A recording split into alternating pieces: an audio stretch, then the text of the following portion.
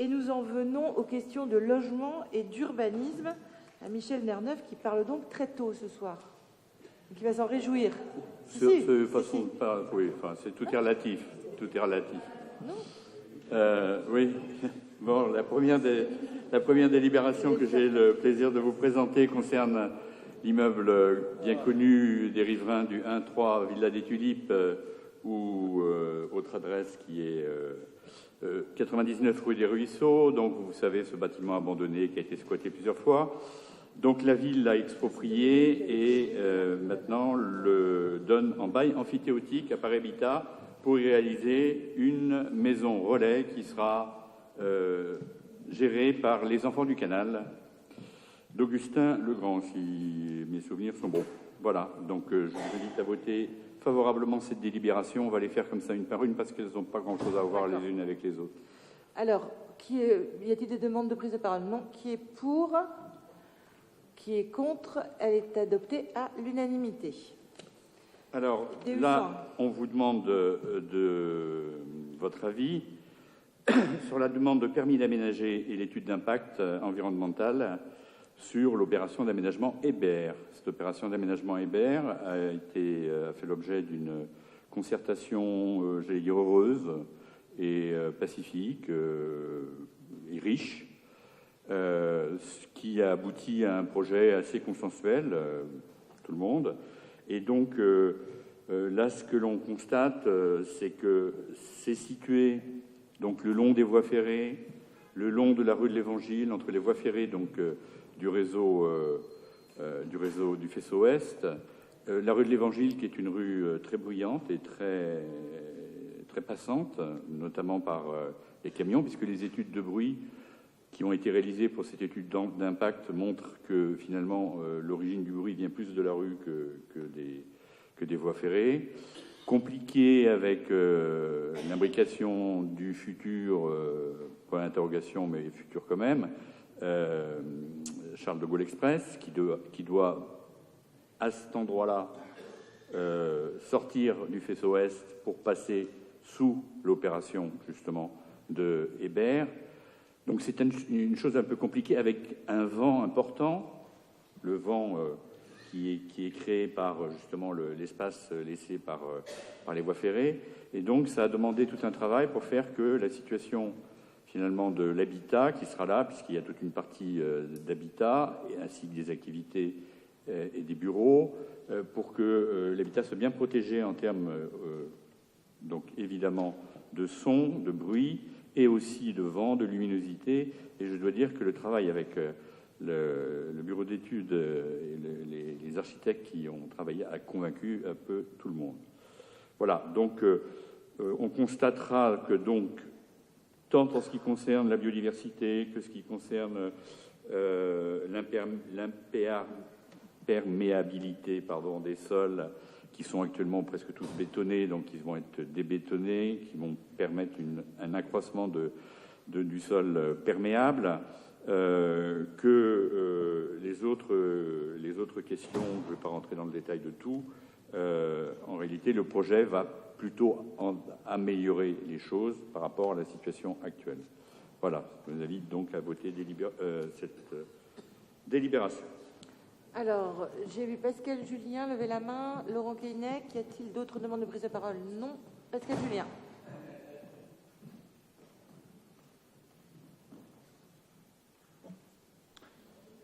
Merci.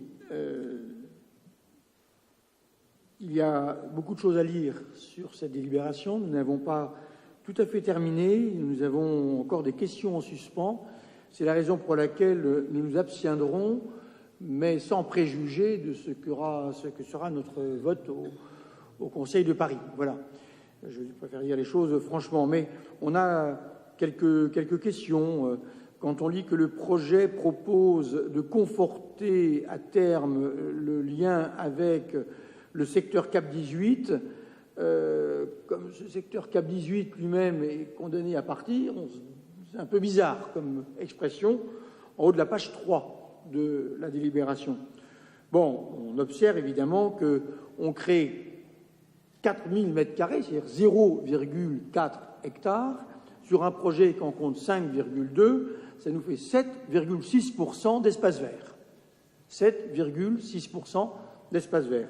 Si je regarde ce que ça donne, 4000 m² d'espace vert, 800 logements, vous voyez, ça fera au mieux 2 mètres carrés et demi d'espace vert par personne. Je sais bien que ce n'est pas la meilleure manière d'approcher les choses, mais ça montre qu'on n'est pas là dans un rattrapage du déficit d'espace vert. Et puis, ça a été dit, il y a des express qui passent par là. Alors j'ajoute autre chose. C'est pour ça que je voudrais voir si c'est mentionné. Ce sont les avions. Car nous sommes de plus en plus dérangés par le bruit des avions dans le secteur du nord-est parisien. Entre le secteur La Chapelle et le secteur Aubervilliers, j'ai déposé là-dessus déjà directement un vœu au Conseil de Paris, où avec les habitants, on a relevé les heures de passage la nuit, parce que ça nous réveillait. On ne peut pas dormir la fenêtre ouverte, l'été quand il fait chaud. J'attends que ce vœu aboutisse à quelque chose. J'espère que j'aurai une réponse avant mars 2020, mais bon, ça va aussi vite que certains projets, quoi. Et c'est une vraie pollution. Le jour, on ne s'en rend pas compte, parce que, évidemment, on est dans le bruit ambiant, mais la nuit, c'est ce qu'on appelle une émergence, et elle peut être très gênante entre minuit et 5 heures du matin. Bizarre. Voilà, donc, on a des questionnements, on a des questions, on va continuer d'y réfléchir, et on arrivera avec un vote plus solide au Conseil de Paris. Aujourd'hui, pour nous, c'est abstention. Monsieur Keinec. Merci, monsieur le maire. En effet, c'est un projet très ambitieux. Il y a un foncier absolument extraordinaire et on n'a pas ça dans d'autres endroits dans l'arrondissement. Et ça mérite qu'on y prête une attention particulière et la plupart des interrogations soulevées par Pascal Julien sont tout à fait légitimes. J'ajouterai juste une question. Ça concerne le logement. 60% de logements sociaux, 10% d'intermédiaires. Donc j'en déduis que le reste, c'est quoi? C'est du logement libre qui à terme sera conventionné, ce qui nous ferait donc 100% de logements sociaux et intermédiaires, si je comprends bien. Je voulais juste avoir une précision sur ce point. Merci. Il n'y a pas d'autres demandes de prise de parole. Michel Lerneuf. Non, sur la dernière question, c'est une erreur de comptage de votre part, ou tout au moins une imprécision, j'en sais rien. Mais à partir du moment où il y a 60% de logements sociaux et 10% de logements intermédiaires, ça veut dire que les autres sont du logement à l'accession à la propriété. Donc voilà. Oui, non mais voilà. Enfin, je précise si c'est clair. Je n'ai pas très bien compris l'histoire, Pascal. J'ai pas très bien compris l'histoire de Rosa Parks, de Cap 18, parce qu'on te parle de conforter à terme par la refonte du secteur Cap 18. Donc voilà, c'était assez clair. Ceci dit, pour les avions, Hébert peut pas grand-chose, hein, voilà. Oui, il y a plus qu'Hébert.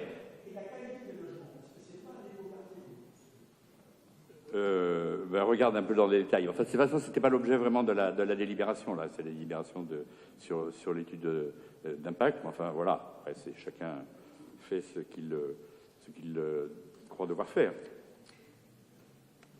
Donc, j'invite à voter cette nouvelle. Moi, j'entends toutes les interrogations. Je veux redire que le processus de co-construction avec les habitants sur ce projet a été salué par tout le monde comme totalement exemplaire, et surtout qu'il s'insère quand même dans un contexte un peu différent, parce que je voudrais juste rappeler que le seul grand parc de la mandature qui est créé, il est créé à 50 mètres ou 100 mètres de ce terrain Hébert. Donc on ne peut pas réfléchir Hébert indépendamment de tout ce qu'on fait autour. D'autant que dans l'ensemble des opérations d'aménagement que nous portons aujourd'hui, on est beaucoup plus haut dans les exigences en termes d'espace vert de pleine terre et beaucoup moins fort en densité que, par exemple, l'autre magnifique projet qui est en cours et que je revendique aussi, est à Chapelle Internationale, où, pour le coup, le nombre d'habitants supplémentaires et le taux d'espace vert créé étaient comparativement moins importants, même si très compensés par la halle alimentaire et surtout par la ferme urbaine qui sera créée en toiture, qui est absolument exceptionnelle et qui est d'une dimension très importante. Ce qui n'enlève rien au fait qu'il faille être vigilant jusqu'au bout, notamment sur la qualité des logements, qui aujourd'hui répondent quand même à des normes beaucoup plus drastiques, et heureusement en matière d'éco-construction qu'avant. Moi, je veux saluer aussi le très grand effort qui est fait poussé beaucoup par Jean-Louis Missica, par la ville, mais accompagné par l'ensemble des opérateurs, et notamment sur la construction en bois, qui prend à Paris un essor qu'on avait quand même rarement vu, et qui nous permet de répondre en même temps aux objectifs que nous nous sommes fixés, à la fois de continuer à créer des équipements, à remettre aussi des logements, parce qu'on en a besoin à Paris, et à le faire de façon positive pour le développement durable et pour les engagements très forts que nous avons pris, notamment sur le plan climat, qui engage fortement la ville de Paris. Et je pense qu'on a aujourd'hui des opérations d'aménagement qui, de ce point de vue-là, sont beaucoup plus équilibrées et qui sont toutes jugées les unes après les autres. C'est bien naturel puisqu'on vote les unes après les autres, mais qui doivent être considérées dans leur ensemble et en rapport au territoire tel qu'il existe déjà. Et pour le coup, c'est la réalité des projets possibles sur la zone, mais le quartier de la Chapelle est plutôt celui qui a vu se développer énormément, proportionnellement, d'espaces verts. Je rappelle Éole. Je rappelle que ça devait être que du logement, c'est un grand parc. Je rappelle Rosa Luxembourg, des beaucoup plus petites structures. Et puis Chapelle Charbon qui fait dans le 18e de ce quartier de Chapelle Nord, pas du 18e, mais de ce quartier. Mais c'est toujours le problème quand on prend des chiffres globaux, quoi. De ce quartier de Chapelle Nord, un quartier qui a vu s'accroître de manière extrêmement importante la présence d'espaces verts en pleine terre, au sol, au grand bénéfice des habitants. Et c'est bien nous qui l'avons vu. Ici, dans la mairie et autour de cette table. Et voilà pourquoi moi je porte avec beaucoup d'engagement ces projets d'aménagement, parce qu'ils répondent à l'ensemble de la question. Oui, on a besoin de lieux pour que les gens puissent habiter. Oui, la ville dense, c'est une ville écologique, pas trop dense, mais la densité est une obligation, sinon ça s'appelle le mitage. À partir du moment où il y a des gens à loger, vous pouvez ou les loger dans des quartiers pas denses, c'est-à-dire occuper beaucoup d'espace de sol avec peu de gens dessus et les obliger à se déplacer beaucoup. C'est l'urbanisme des années 70, la maison individuelle et la perte de beaucoup de terres alimentaires. Ou, conformément notamment à ce qui avait été voté par la région dans la précédente mandature, des lieux où on cherche la bonne densité. La bonne densité, c'est pas une densité trop importante qui obère la qualité de vie, mais ce n'est pas non plus la maison individuelle qui mite les territoires et qui est de toute façon assez peu possible à Paris. Et je pense que de ce point de vue-là, on est dans nos opérations d'aménagement, on peut toujours discuter à la marge, mais en tout cas dans une bonne logique et dans des ratios qui sont conformes à ce dont nos quartiers ont besoin. Et notamment pour faire en sorte d'y faire vivre plus de mixité sociale, pour reprendre ce que disait Laurent Keinec, et y faire venir des habitants qui doivent avoir une belle qualité de vie et qui doivent nous permettre de mélanger et de faire en sorte que Paris reste la ville de tout le monde. Et c'est un enjeu absolument central. Voilà pourquoi je voterai aussi cette délibération qui n'a rien à voir avec tout ce que je racontais, mais j'en profite, puisque tout le monde en parlait, pour le dire moi aussi. Qui est pour? Qui est contre? Qui s'abstient? Qui ne participe pas au vote? Elle est adoptée et je vous en remercie. Je redonne la parole à Michel Nerneuf. Bien, un bien sans maître, c'est un bien qui fait partie d'une succession ouverte avec aucun ascendant, aucun descendant et aucun héritier à réserve depuis 30 ans. C'est le cas au 71 rue Philippe de Girard, sur ce terrain que la ville est en train d'acquérir. Et donc, on propose donc de racheter ce bien sans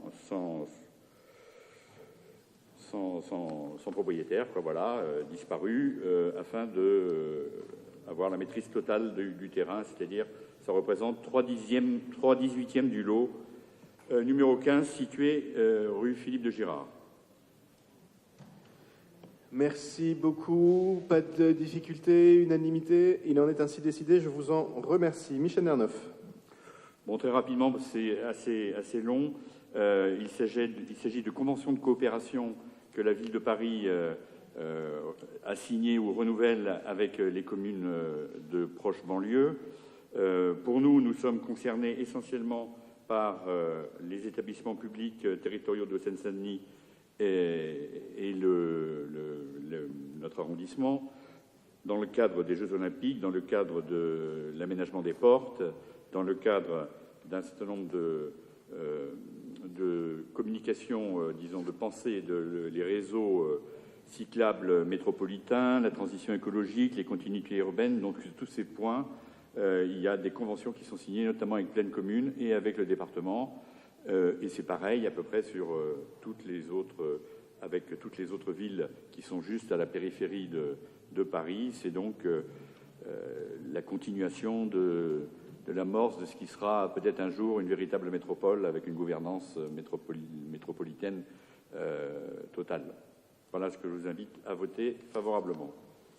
Merci beaucoup. J'en profite devant Daniel Prémel pour remercier le président de la métropole du Grand Paris d'être venu dans le 18e à La Chapelle pour une présentation du travail qui est en cours sur le SCOT. Et en l'occurrence, la thématique de cette réunion, c'était la nature en ville. Et le choix du quartier de La Chapelle était bien sûr tout à fait volontaire, puisque s'il y a bien un quartier de Paris où nous sommes arrivés avec beaucoup d'énergie de la mairie de Paris et de la mairie d'arrondissement à faire des beaux projets d'agriculture urbaine et de nature en ville, c'est bien Chapelle-Nord qui connaît toute la diversité des projets, que ce soit la caverne, la ferme de l'Alfred de Chapelle International, les terrains de la rue du Pré, et puis bien sûr l'accroissement des espaces verts de pleine terre, je le disais, Éole, Rosa-Luxembourg, bientôt Chapelle-Charbon, bref, tout ce qui nous permet de montrer que dans une ville dense, et très dense comme peut être Paris et comme peut être le 18e, quand on a autant de chaînes d'énergie que la mairie du 18e et que la ville de Paris, on arrive à faire de très belles choses, surtout quand c'est porté aussi et d'abord par les habitants qui portent les projets et la spécificité, alors non pas de l'Alfred de Chapelle International et des terrains de la gare de la rue du Pré, mais de la caverne, de la laiterie de la rue Philippe de Gérard, bref, de tous ces projets, c'est qu'ils sont bien sûr possible que parce que moi-même, mon équipe, nous tous ici, nous les soutenons, mais aussi parce qu'ils sont imaginés et inventés par les habitants qui viennent ensuite nous voir pour nous demander de créer les conditions qui leur permettent de réaliser leurs projets.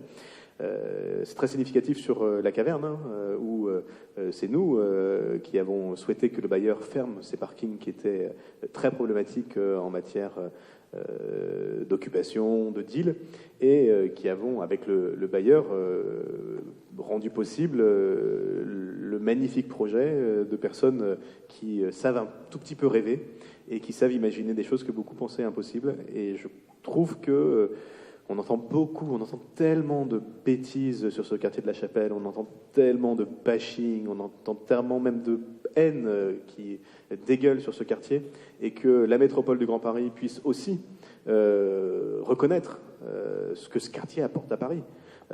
À la fois parce qu'il est une porte d'entrée, à la fois parce qu'il est un territoire qui est au service de Paris et du Grand Paris. Je crois que c'est très fort et je sais que notamment Daniel et d'autres avaient milité pour que la métropole vienne aussi ici, à la porte de Clignancourt et en l'occurrence dans ce quartier de la Alpajol et de la Chapelle. Et j'en suis très heureux. Je suis bien sûr allé saluer le président de la métropole du Grand Paris. Malheureusement, le nombre d'habitants présents à cette réunion, mais bon, en même temps c'était un lundi soir, retour de vacances scolaires, était un peu faible. Mais franchement,